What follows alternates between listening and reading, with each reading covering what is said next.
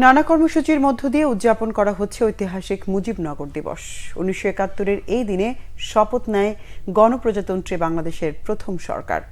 এদিকে ঐতিহাসিক মুজিবনগর দিবসের অনুষ্ঠানে যোগ দিয়ে মুক্তিযুদ্ধ বিষয়ক মন্ত্রী আকমা মোজাম্মেল হক বলেছেন, ৮,০০০-এর বেশি ভুয়া মুক্তিযোদ্ধা সনদ বাতিল করা হয়েছে।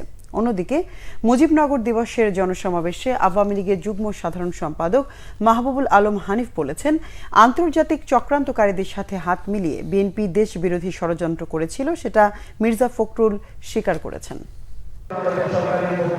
মুজিবনগর সরকারের নেতৃত্বেই ৯ মাস যুদ্ধ করে দেশকে স্বাধীন করে বীর বাঙালি।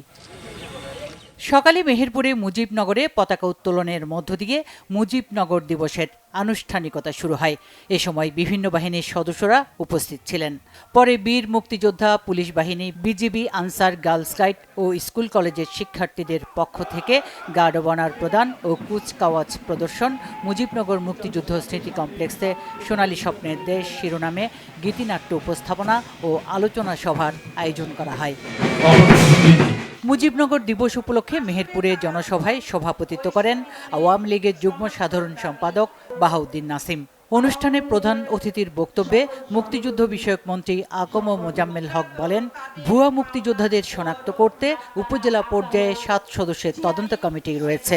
অভিযোগ পেলে তদন্ত সাপেক্ষে তাদের বিরুদ্ধে ব্যবস্থা নেওয়া হবে বলে জানান তিনি। উপজেলাতে একটা কমিটি আছে, ৭ জন মুক্তিযোদ্ধা তৎকালীন যুদ্ধকালীন কমান্ডারদের নেতৃত্বে। তারা পাঠানোর পর জাতীয় মুক্তিযোদ্ধা কাউন্সিল একটা আছে, তাদের অনুমোদনের পর গেজেট হয়।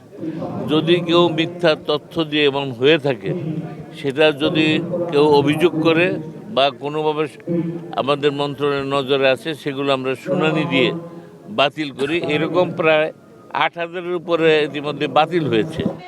জনসমাবেশে শেখ হাসিনা মঞ্চে আওয়ামী লীগের যুগ্ম সাধারণ সম্পাদক মাহবুবুল আলম হানিফ বলেন, ২ দিন আগে মির্জা ফখরুল ইসলাম আলমগীরের দেয়া বক্তব্যে প্রমাণ হয়েছে এই সরকারকে উৎখাত করতে বিএনপি আন্তর্জাতিক চক্রান্তকারীদের সাথে হাত মিলিয়ে ষড়যন্ত্র করেছিল। পাকিস্তানের প্রেতাত্মা, এই পাকিস্তানের এজেন্টদেরকে এই বাংলাদেশ থেকে সমূলে উৎখাত করে যদি শেখ হাসিনার নেতৃত্বে আমরা বাংলাদেশকে বাংলাদেশ স্বপ্নের সেই সোনার বাংলা, ক্ষুধামুক্ত, দারিদ্র্যমুক্ত, উন্নত আত্মমর্যাদা সেই বাংলাদেশে গর্ব, সেটাই হোক আজকের দিনে আমাদের অঙ্গীকার।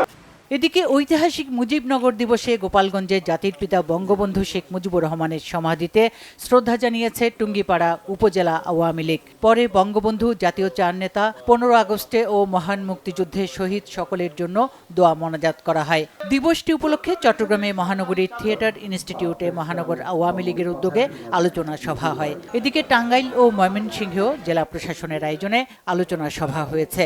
খাগড়াছড়িতে আলোচনা সভার শুরুতে মুজিবনগর সরকারের উপর নির্মিত তথ্যচিত্র দেখানো হয়।